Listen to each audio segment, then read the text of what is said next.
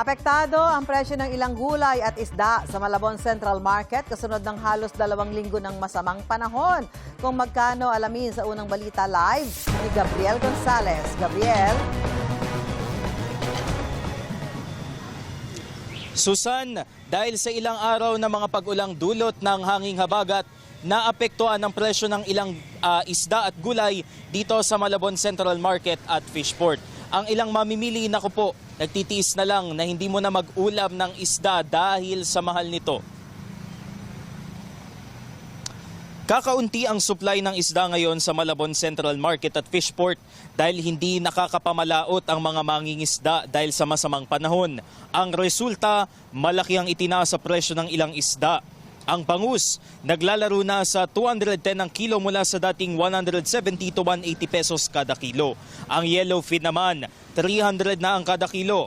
Ang dalagang bukid, doble ang itinaas sa presyo. Nasa 100 na ngayon ang kilo mula sa dating 50 pesos. Naglalaro naman sa 150 ang kilo ng salay-salay. Apektado rin ang presyo ng gulay dahil kulang daw ang delivery kaya ang mga nagtitinda dumidiskarte na lamang. Ang ampalaya, 140 ang kada kilo ngayon.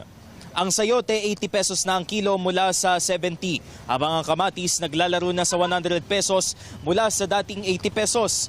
140 pesos na ang kada kilo ng talong mula sa dating 100.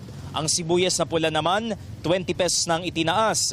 Habang ang bawang, 130 pesos na ang kilo mula sa dating 110 to 120. Halos wala namang paggalaw sa presyo ng manok, baboy at baka sa pamilihan. Pero umaaray ang mga nagtitinda dahil sa tumal ng bentahan. Ang choice cut sa manok naglalaro sa 210 per kilo, habang ang whole chicken ay nasa 185 per kilo. Sa baboy, nasa 330 per kilo ang kasim at pigi, habang 400 pesos naman per kilo ang liempo.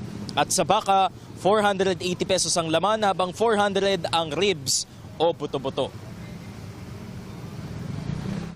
Konti kasi ang dating ng isda. Konti ang nahuli dahil mahirap pang huli, pumapagyo. Kulang yung supply dahil nga sa bagyo, baha, hindi nakakabiyahe, sumulat. Yung ibang gulay galing pang bagyo, sobrang tumal, sir.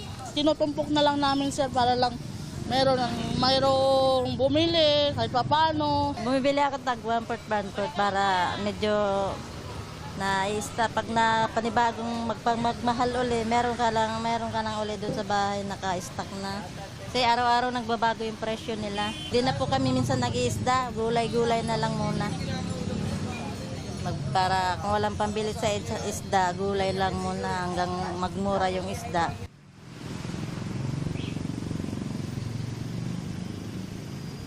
Susan, kung makikita ninyo sa aking likuran ay humupa na yung baha dito sa tapat ng Malabon Central Market.